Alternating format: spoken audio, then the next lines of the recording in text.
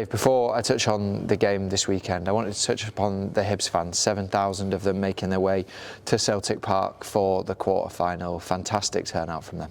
Unbelievable. I think, well, firstly, brilliant for the football club to really push for the allocation, and then massive, we're so grateful for the support we get every single week, but to take 7,000 through there is an amazing achievement and an effort for all the fans to put their hand in the pocket and support us along in Glasgow, and hopefully we can send them home happy.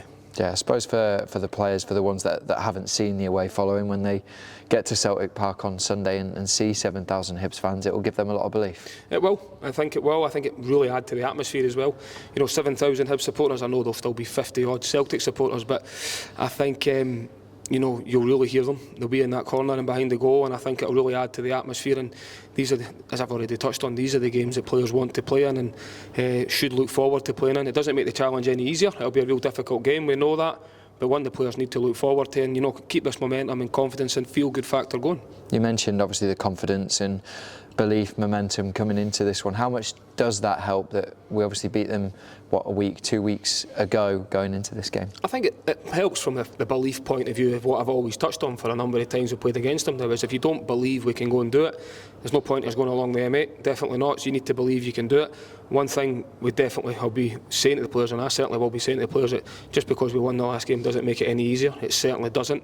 The challenge doesn't become any easier. History tells you that's a real difficult place to go. I think it was 2010 the last time a Hibs team went there and won. So it's a real tough test.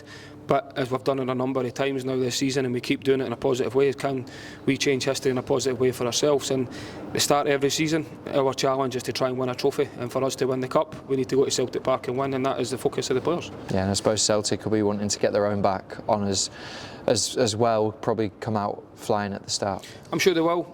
I think even regardless of the previous result, that's the way Celtic play. They're top of the league for a reason, Champions League players for a reason. So as I've already said, the challenge will still be the same. It'll be a real tough test, and again, we need to be at the absolute best to try and get a positive result. But we'll be going into the game as confident as we can be, but fully aware of the challenges we're going to face.